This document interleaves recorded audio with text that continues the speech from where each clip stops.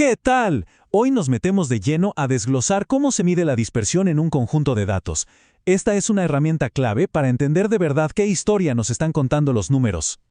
Pero, a ver, antes de arrancar, hay algo súper importante que debe quedar claro. Cada paso que vamos a dar se apoya en el anterior. Es como levantar un edificio. Si los cimientos están chuecos, no importa qué tan bien pongas los ladrillos, toda la estructura va a quedar mal. La precisión desde el inicio lo es todo, porque un pequeño desliz al principio puede tirar por la borda todo el trabajo. Este va a ser nuestro plan de vuelo para hoy. Vamos a empezar con una pregunta básica. ¿Los datos están amontonados o regados por todos lados? Después construiremos nuestra base calculando la media, para luego meternos de lleno a calcular la varianza y la desviación estándar. Y al final, lo más importante, vamos a interpretar todo esto para llegar a una conclusión que de verdad nos sirva de algo. Muy bien, arranquemos con lo primerito. Hay que entender si nuestros datos son homogéneos o heterogéneos. O sea, en palabras sencillas, ¿los valores están muy pegaditos unos a otros o andan cada uno por su lado? Esta pregunta es la que va a guiar todo nuestro análisis. Pensemos, por ejemplo, en las notas de un salón de clases. Hay grupos donde casi todos sacan calificaciones muy parecidas, ¿no? Esos son datos homogéneos. Pero también hay otros salones donde las notas van de muy altas a muy bajas. Eso, claro, son datos heterogéneos. Y bueno, ¿cómo le ponemos un número a todo esto? Para eso existen las medidas de dispersión. Estas herramientas estadísticas nos dicen qué tan confiable es nuestro promedio. Si la dispersión es bajita, la media es un súper resumen del grupo. Pero si es muy alta, cuidado, porque la media podría estar escondiendo que hay una variedad enorme en los datos. Bien, ahora vamos a lo que es literalmente la piedra angular de todo este análisis. Antes de poder medir qué tan lejos están los datos, necesitamos un punto de partida, un centro de referencia. Y esa ancla, ese centro, es la media. Y es que no hay vuelta de hoja. Todo, absolutamente todo lo que vamos a hacer de aquí en adelante depende de que calculemos bien la media. Es el cimiento sobre el que se construye todo lo demás. A ver, para empezar a calcular la media con datos que vienen en grupos, partimos de una tabla de frecuencias como esta. Aquí, por ejemplo, tenemos rangos de horas de sueño y al lado cuántas personas duermen dentro de cada uno de esos rangos. Claro, como los datos vienen en intervalos, no sabemos el valor exacto de cada uno. ¿Qué hacemos entonces? Pues muy fácil, usamos el punto medio de cada intervalo. A ese punto medio lo llamamos marca de clase y va a ser nuestro mejor representante para todo ese grupo. Luego, lo multiplicamos por su frecuencia, para darle el peso que le corresponde.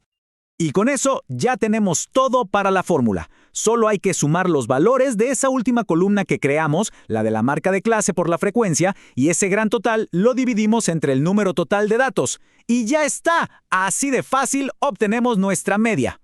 Perfecto, ya que tenemos nuestra media bien amarrada, ahora sí viene lo bueno. Vamos a calcular las medidas que nos dicen qué tan dispersos están realmente los datos. A ver, voy a ser franco. Lo que sigue puede parecer un poco tedioso, sí. Involucra varios pasos, pero la clave es no desesperar. Si lo vamos desglosando, van a ver que es totalmente manejable. Pura paciencia. Y esta es la famosa fórmula de la varianza. Parece complicada, pero en el fondo lo que hace es medir qué tan lejos está, en promedio, cada dato de la media. Un detalle importantísimo, esas distancias se elevan al cuadrado. ¿Por qué? Para que las distancias, sin importar si son positivas o negativas, siempre sumen y nos den una idea real de la dispersión total. Así que, con calma, vamos a ir llenando nuestra tabla, columna por columna. Primero, la diferencia entre cada marca de clase y la media que ya calculamos. Después, ese resultado lo elevamos al cuadrado. Y por último, lo multiplicamos por su frecuencia. Así, hasta tener la suma que necesitamos para la fórmula. Una vez que sumamos toda esa última columna, la dividimos entre n-1. Ojo aquí, se usa n-1 porque estamos trabajando con una muestra de datos, y esto nos da una mejor estimación de la varianza real de toda la población. Bueno, hacemos la división y obtenemos la varianza. Pero fíjense en las unidades. Horas al cuadrado, medio raro, ¿no? Vamos a arreglar eso. Pero claro, horas al cuadrado no nos dice mucho en el mundo real. Aquí es donde la cosa se pone interesante y sobre todo mucho más útil. Lo único que tenemos que hacer es sacarle la raíz cuadrada a la varianza. Y listo. Este número, la desviación estándar, sí que lo podemos entender. Está en las mismas unidades que nuestros datos originales, horas. Básicamente nos dice cuál es la separación típica o promedio de los datos con respecto a la media. Uf, ya pasamos la parte más pesada de las mates. Ahora viene lo mejor, la parte que de verdad nos interesa. ¿Qué nos dicen estos números sobre nuestros datos? Y para darle un sentido final a todo, tenemos al coeficiente de variación. Piensen en él como el traductor universal de la dispersión. Nos da un porcentaje y eso nos permite hacer algo genial, comparar la variabilidad de cosas totalmente distintas. Por ejemplo, la dispersión del peso de elefantes con la dispersión de las notas de un examen. Con la desviación estándar, eso sería imposible.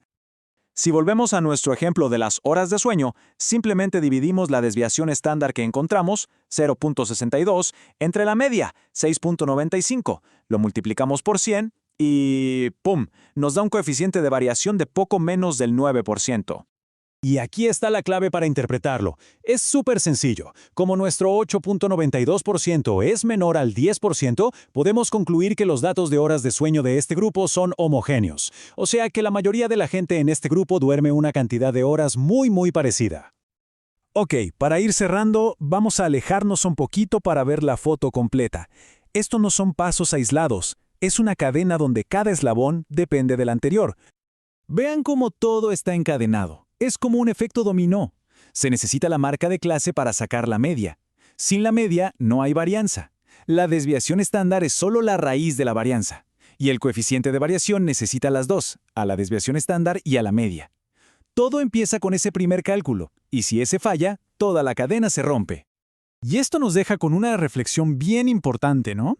Si en la estadística un error al principio invalida todo el análisis, ¿en qué otras áreas de la investigación o incluso de la vida ese primer paso, esa exactitud fundamental es igual de decisiva? Piénsenlo.